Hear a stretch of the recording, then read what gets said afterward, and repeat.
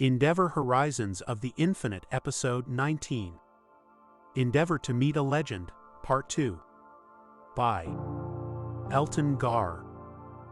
Tabitha threw herself to the ground, the smell of plasma in the air, and the hum of the drone's propellers spinning.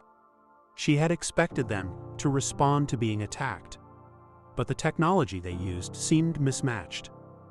The propellers would be chosen because they were energy efficient. In comparison, a plasma weapon was one of the least efficient weapons there was. So why not use reverse gravity to hover? Its energy cost would barely be a rounding error in what it took to shoot the weapon. She didn't have time to care. Mick was already shooting, and while they needed to get the drones to stop attacking them, it was more important they stay alive. So she drew her weapon. Behind her, Elias said, "They have a 4-second recharge time." Her first reaction was annoyance. Why hadn't he already told them that?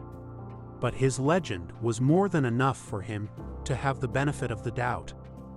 Mick took another shot, but Tabitha waited. Then, when she expected the next drone shot, she rolled to the side. The plasma shots weren't as accurate as she would expect from machines, and the plasma cut deep gashes in the ground. Trusting the 4 seconds, she drew her own sidearm, stood and fired. Before she made her second shot, there was another plasma bolt. This one came from behind her. It struck one of the 2 remaining drones, which exploded. That Elias was an excellent shot didn't surprise her. Your gun didn't get a nickname if you didn't know how to use it. What surprised her was the plasma bolt was identical to the drone's shots. That explained why he hadn't told them before. He hadn't known until he saw them shoot. She shot the last drone twice, trusting that would be enough. She then turned back to Regan and Elias, who were catching up. The scout was limping, and Tabitha remembered he had been shot in the leg years ago. You know, all you have to do is say the word and Helix will fix that knee. It would be better than you. "The price is too high for me," Elias said, his voice remarkably calm for someone who had just been in a firefight, no matter how brief. I can pull some strings. It won't be hard to convince them to give it to you for free.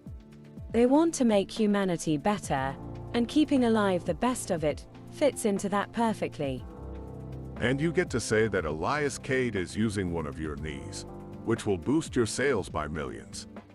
But that's not the cost I meant. Still, if it gets worse, I'll consider it," Elias said. Tabitha had never understood people's resistance, but she knew people on the frontier were more likely than people in the Commonwealth to be against Helix's plans to advance humanity. Convincing them of the value of upgrades was one of the main reasons Helix had agreed to join the Endeavor project. Either way, we're not fixing it today. Can you keep up? Tabitha asked. She expected him to be offended or to ask her if she knew who he was, even though she clearly did. But he looked at the wreckage on the ground and said, "I guess I'll have to." She still allowed Elias to set the pace, and once they were moving, Tabitha said, Do you know anything else about those drones? "I have a working theory. They've been scanning me since I landed on the planet. I think they copied the metal in my genic blade and the talon." If you're right, this could be one of the biggest finds since faster than light travel, and the exact weapon we need against the Nexari. Perhaps the Quinn or the Zandara. I don't think the Nexari have tech, and I'd be surprised if it can mimic the biological technology the Pinaxi use. Tabitha barely understood any of that, but she preferred people who didn't dumb down their conversations. But rather than answer, she focused her senses, hoping to catch some detail the others couldn't see. But it was the Endeavor who said, "There is an artificial structure underground in that direction," pointing as he turned to move that way. The ship had programming that disallowed it from making command decisions. It could suggest things or even act in very specific circumstances, but it couldn't just take over. This wasn't that Endeavor, though. It had forked its programming into the drone, and the drone didn't have those same safety protocols. It didn't need them, since it wasn't directly connected to the most powerful ship in the frontier. Rust moved ahead of them now. She questioned the value of having a dog with them, but she recognized he was a Khalite hound, and she wondered if Elias knew just how extraordinary his pet was. There were still people who thought the hounds were the pinnacle of Helix dynamic design, and she could see the arguments. They had all the advantages of genetic alterations and none of the disadvantages. She wondered what Elias would think if he knew how they had managed it. It hadn't been through some act of genius. They had achieved it because no one asked questions when you experimented on dogs or asked what happened to all the failed experiments. It stopped at a small metal grate with a bit of steam coming out of the top. It wasn't much, but it was the first sign of working infrastructure on the planet. With no way in, Elias said, "That way," and walked away, his limp gone. As they started to walk, she saw water from one of the thermal vents spray into the air, and she understood. He was walking towards the thermal vents because that was almost certainly the power source they were using. And Tabitha began to understand why Elias was a legend. It wasn't the flashy things in the books. It was finding simple solutions faster than anyone, or at least faster than Tabitha. As they continued forward, another pair of the drones appeared. Tabitha drew her weapon, but Elias said, "Wait. I want to see what's happening." They were bigger than the last drones, and they shot past them and towards the Ghostwake and the shuttle. As the drones disappeared in the distance, Elias began to walk faster. A few moments later, they reached a small hill with a door. The flashlight attached to Elias's coat came on automatically as they stepped in and revealed a room filled with technology. Tabitha's first reaction was that this couldn't be what they had assumed. It looked old, but nowhere near 50,000 years. Then she looked more carefully. The oldest of the machines was near the middle, but just next to them was a row of half-built machines. And before that was the newest looking of them. They're constantly rebuilding them, Regan said, catching on as fast as Tabitha. "We need to hurry. Those two orbs are going to scan your shuttle. That will make their combat drones far more dangerous. Can your robot interface with it?" The Endeavor froze, and after a few seconds said, The risks are significant. I do not know if there is a hostile AI. Patch coddled the AI too much, but he had warned Tabitha this might happen. The ship's systems had been taken over a few weeks ago by a hostile AI, and the drone was still terrified that its program would be destroyed. That was why it was keeping the drone separate from the Endeavor's primary system. I can try to interface manually, Regan said, and walked over to the strange-looking systems. Tabitha had her doubts, but it was worth trying.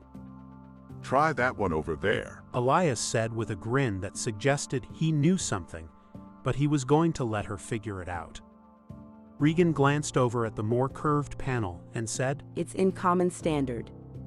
"That's because it's a replica of the Ghostwake's interface, Elias said, then added. though that may not be as useful as you might hope." Regan's face lit up as she put her hands on the panel and said, I grew up reading about the Ghostwake. I always wanted to fly her.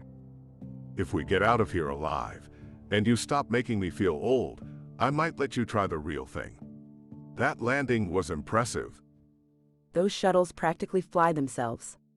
Not like these old. Regan stopped as she realized what she was saying. "Like the old ships? I was joking about feeling old. Besides, the Ghostwake is twice my age." Rust made a noise, and Elias looked at him and said, "You're right. She was twice my age when I got her. But that was long enough ago.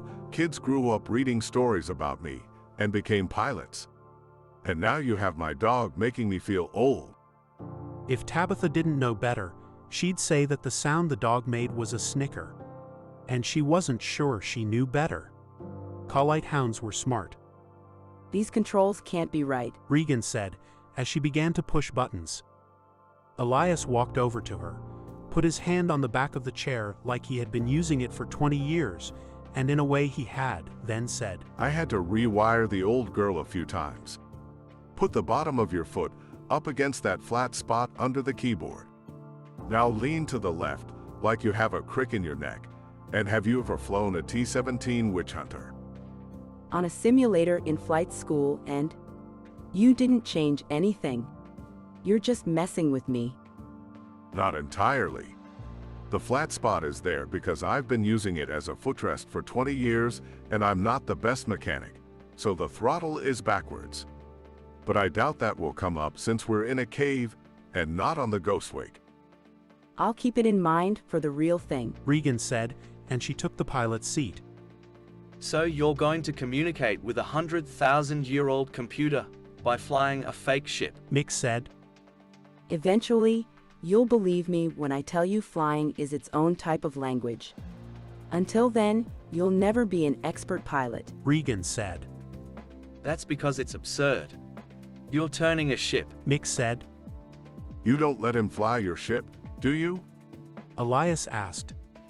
Not anymore. Tabitha said, beginning to forget just how much danger they were in, and she suspected this was what the captain had been looking for.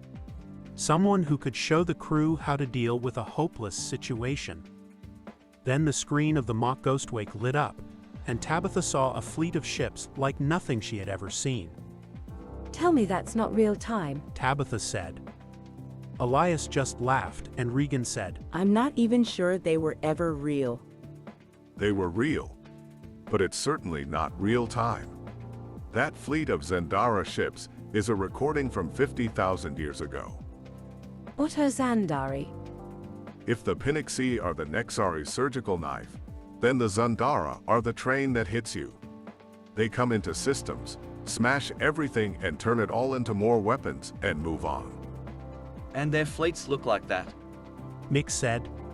He had been in the military, but you didn't have to be a soldier to see that it dwarfed anything the Commonwealth had. Not always.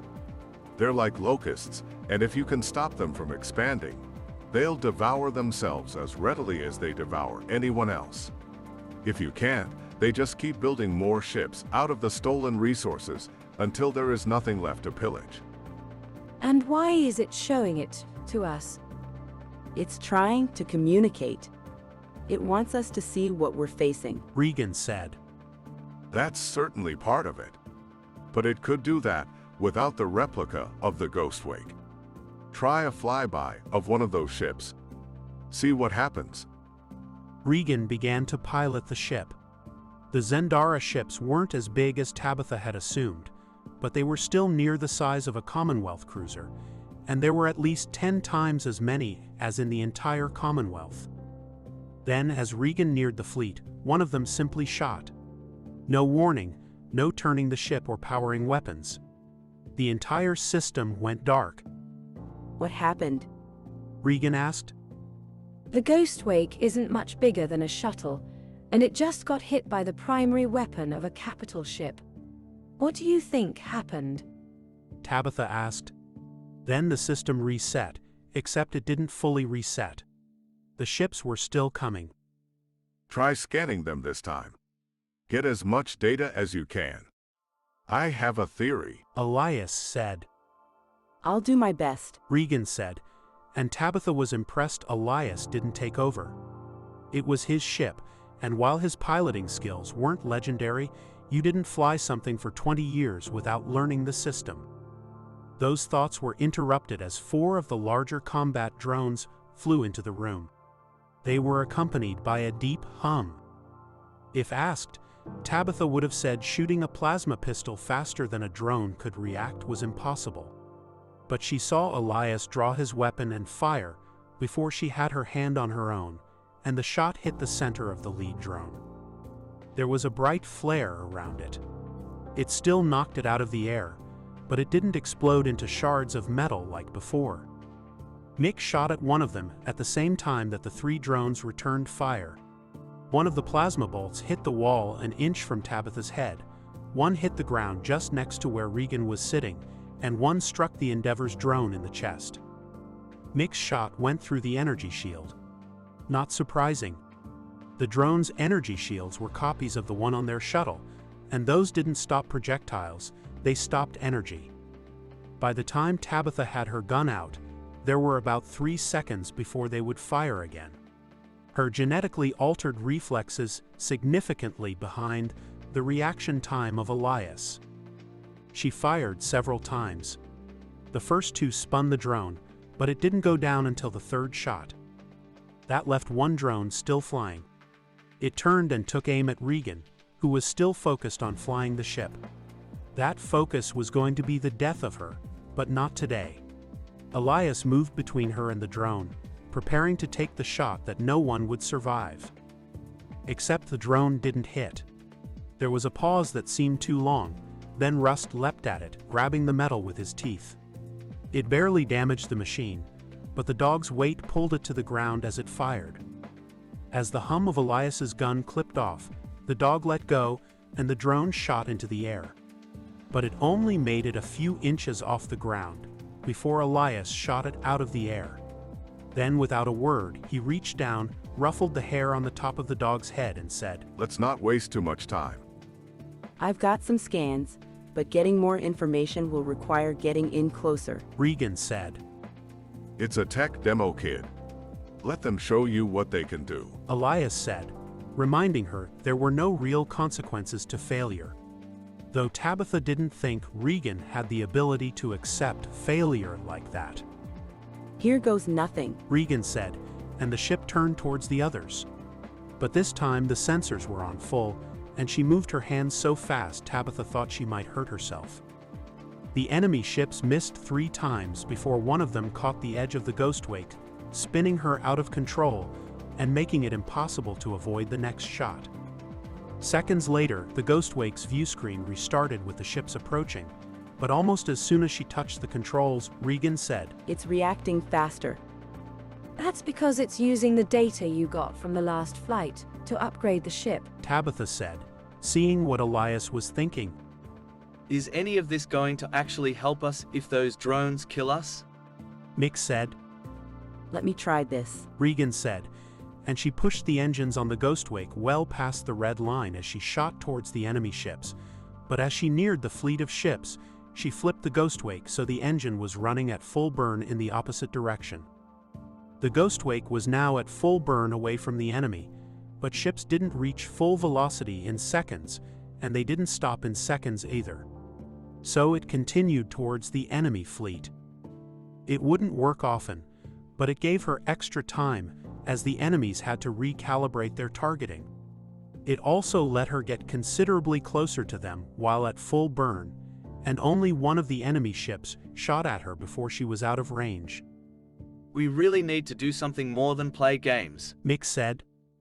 Let me focus, Regan said, and Tabitha saw just how much Regan was actually doing. She wasn't just flying away from them. She was adjusting her speed and angle constantly while manually adjusting thrusters and even the sensors. But just as Tabitha was about to say something, the simulation stopped again. For a moment she was sure that Regan had just got hit and figured it would restart in a moment. Instead, the screen shifted again. A face appeared on the screen. It spoke in a language that Tabitha didn't understand, but the image of the ghostwake was clear, along with a series of technical specs. She couldn't read the language, but engineering was easier, and it was showing upgrades based on what Regan had just done. It's showing us how to upgrade my ship to face the Zandara. Elias said. Great, but the Zandari aren't trying to kill us right now, Mick said. The hum of the engines from the next wave of drones was getting louder. Neither are the drones. Or did you forget this is a tech demo? They're trying to help us prepare for the Zandara, Regan said, as the simulation started again. Then tell them we'll do it, and to stop shooting at us, Mick said.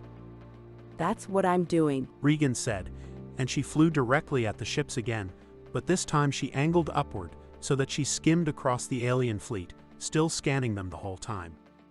The ghostwake was clearly moving much faster. Likely the enemy engines were more powerful than the ghostwakes, and it had been upgraded. But it was when the enemy shot the Ghostwake that Tabitha saw the actual difference. The screen lit up as the shields flashed, but it didn't reset as the Ghostwake continued its scans, practically colliding with the enemy ship. It was a dangerous tactic, but being that close to the enemy ship made shooting at the Ghostwake dangerous to the enemy. They didn't seem to care, as one of the enemy ships missed the Ghostwake and hit the ship that Regan was next to. It then returned fire. It didn't turn into a full-scale fight. Tabitha saw it more as two animals showing their teeth rather than fighting. But every scrap of information could be vital.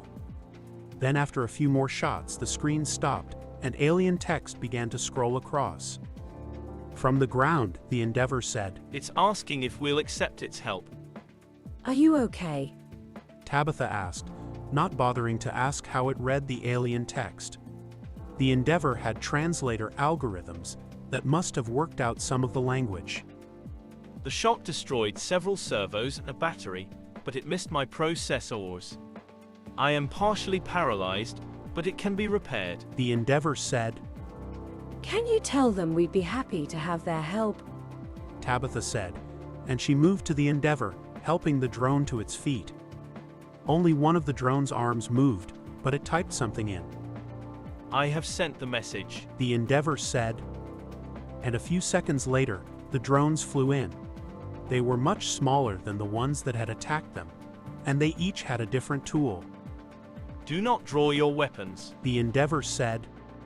Tabitha decided it was worth the risk and holstered her weapon, though she feared Mick might decide to shoot. But he didn't, and neither did the drones. Instead, one of them scanned the Endeavor.